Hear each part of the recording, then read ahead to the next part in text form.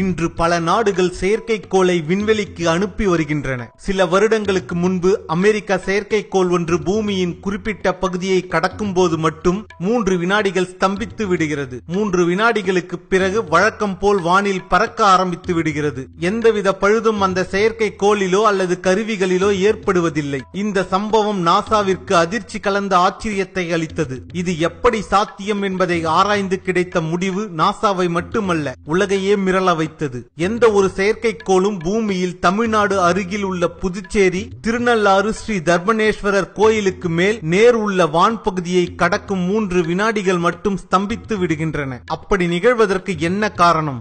ஒவ்வொரு நாளும் ஒவ்வொரு வினாடியும் கண்ணுக்கு தெரியாத கருநீல கதிர்கள் அந்த கோவிலின் மீது விழுந்து கொண்டே இருக்கிறது. 2.5 வருடங்களுக்கு ஒருமுறை நடக்கும் சனி பெயர்ச்சியின் போது இந்த கருநீல கதிர்களின் அடர்த்தி மிகவும் அதிகமாக இருக்கும். விண்வெளியில் சுற்றி கொண்டிருக்கும் செயற்கைக்கோள்கள் இந்த கருநீல கதிர்கள் பாயும் பகுதிக்குள் நுழையும் போது ஸ்தம்பித்து விடுகின்றன.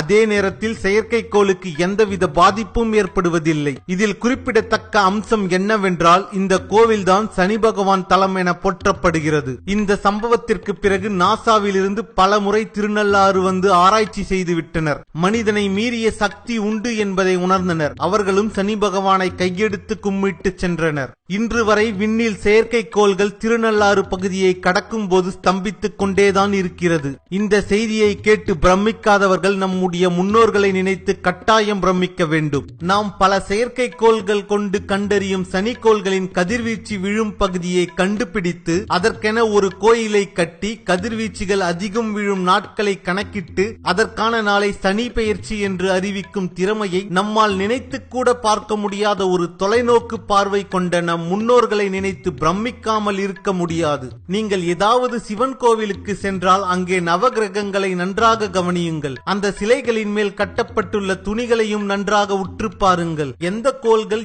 எந்த நிறத்தில் இருக்கும் என்பதை கணக்கிட்டு நம் முன்னோர்கள் கட்டி வைத்திருக்கும் அந்த துணிகளில் கண்டறியுங்கள். பிரமித்து போவீர்கள். பெரியோர்களின் அறிவாற்றலை நினைத்து இந்த அறிவியலின் அதிசயத்தை அனைத்து தலைமுறையும் அறிய வேண்டும். அதற்காக அவர்கள் நம்மை பின்பற்ற வைத்ததுதான் கடவுள் மார்க்கம்.